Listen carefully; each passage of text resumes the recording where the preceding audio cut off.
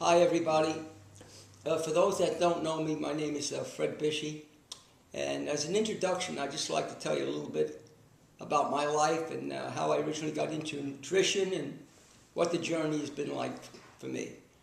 I was brought up in a large Italian immigrant family during the 30s, and I really seen what the Depression was like. I was brought up at the end of the Depression. And now when I hear people talk about that the United States is in a crisis right now, I think most people are thinking about an economic crisis. But that's not what I'm really thinking about. I think that we are in a very severe health crisis. With every advancement in science in the last 15 years, there's been an increase in the incidence of diseases. We're labeling new diseases now that we never heard of when I was a young fella. When I was a young fellow in the 30s, there was 9 of us in our family. We were poor people, but we were very, very healthy. We came to Staten Island from New York City, and my mother and father rented a small 3-acre, had been a farm, in the middle of Staten Island off Jewett Avenue. My mother was a very, very industrious person. She did everything the right way. She was probably the original health-oriented person. She believed in living from the ground. We were brought up on the Mediterranean, the old Mediterranean type diet. I must say that we were very, very healthy. I don't really remember being sick when I was a child. We went out in the coldest weather. We played out in the snow, in the rain, and we very rarely ever got sick. Never got vaccinations. I didn't know what vaccinations were. But we were always very, very healthy. So my journey, when I look back, I have a lot of wonderful memories. We went through some difficult times. There were days that we only had one meal, but everything was from the ground. Everything was made from whole grains. There was cooked food, of course. We ate a lot of polenta, which is made from cornmeal. We ate a lot of beans. But there were 7 boys and 2 girls. My brothers were all athletes. We were all into athletics, boxing, rowing, you name it, we did it. Because during the Depression, there was no television. There was nothing to do but to participate in sports, try to find a job, and to stay healthy. All in all, it was a very, very wonderful experience, and it's something that I'm glad that I went through. The healthy journey for me has been very, very exciting. Because of what happened during the Depression, I wanted to find out how to be a healthy person, but most of all, to enhance my athletic ability, because we were into just about everything. Boxing, weightlifting, running, you name it, we did it. And there wasn't much money around, so we had to do it in an economic way.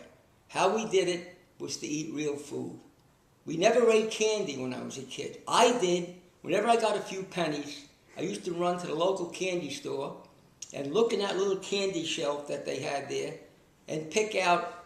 You always got 5 little pieces of candy for a penny. It was pretty exciting. It was a big treat when I had a nickel and could go out and indulge myself. Or, if I was very lucky, I got 6 cents and you could buy an ice cream with jimmies on it, which were little chocolate spots on it. But it didn't take me long to realize that I really didn't want to indulge myself in that stuff, in that type of food too much. Because when I did it, I didn't feel right, even in those days. And I must admit that I didn't do well in school. The worse I ate, the poorer I did in school. Then, even though I ate very well most of the time, then I decided that I wanted to try to make a better life for myself. And in the early days, when I started to realize there was more to this planet than just what we knew here, and I decided to become a spiritual person, to develop a personal relationship with God, my life really turned around. I did a lot of long-term fasting in the early days. Fasted over 40 days a couple times, and fasted, I don't really remember how many times, probably 5 or 6, 7 times over 30 days. And that was a revelation to me. That was on water. I rested, closed my eyes, rested, changed my life. Now, I was 190 pounds when I was 16 years old, of solid muscle from work, spending half my life. What we would call the gym was like an old big garage out in the back where we had weights and punching bags and things like that. And we'd be working out there in the middle of the winter, and it was so cold that when you grabbed the bar, your hands would stick to the bar. That's how cold the bar would be. So we persevered, worked our way through this, and brought me up to the point where I started to really study as much science as I possibly could.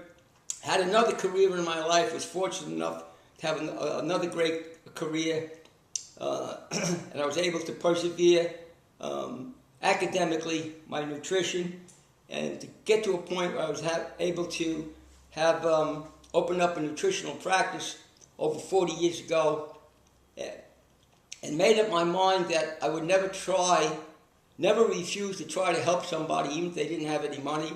And I remember back in the early days where I'd be treating people for a few dollars, but I was blessed by doing that because I learned a lot. I saw what really worked and what didn't work. Just like there is today, there was a lot of confusing information about what was the right thing to do, a high-protein diet, how much fruit you should be eating, what you should eat, starches, you name it. There was a Stillman diet. There was all different types of diets out there. And some people got good results from just about all of them, and sometimes people didn't get any results at all. But there was a very specific reason for that. The people that got the best results were the people that left out the processed food and ate real food. Now remember what I said, when I was young, there wasn't too much processed food. That's why people that had a little bit to eat were superbly healthy at the end of the Depression, and they very rarely got sick. They didn't have the luxury of overeating, the so-called luxury of overeating and becoming overweight or obese. I don't remember anybody being obese when I was a young kid. I don't really remember anybody being obese. We ran everywhere. Every place we went, we either ran or walked. I remember walking from the middle of Staten Island to South Ferry on a regular basis, which was, I think it's about 6 miles or so. Ran it many a time. Ran to the beach.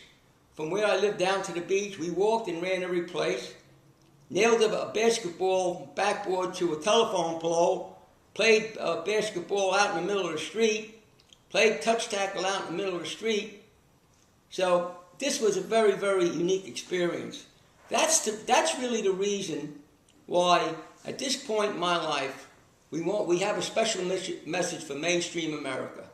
I've been eating a radical diet for a long time, and I know it works because I've been doing it, seen other people do it, tried everything, and it works very, very well for me. At this point in my life, I'm 80 years old. I have to say I feel wonderful.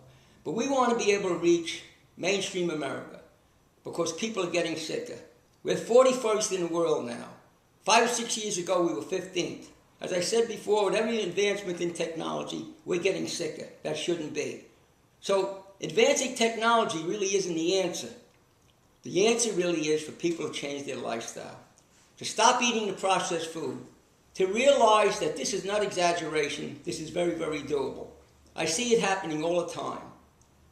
Some of the results are so dramatic, I'm still amazed at them myself today at this point in my life. So what I really want to tell everybody here is that changing your lifestyle is the answer. That's the way to go. When you turn on the television, all they're talking about now is obesity and cancer. We want you to realize that the answer is to change your lifestyle, leave out the cause of the disease, enjoy life, live this dynamic, vital, and alive life to a very, very advanced stage. Thanks for listening to me. Hope to speak to you all again soon. God bless you.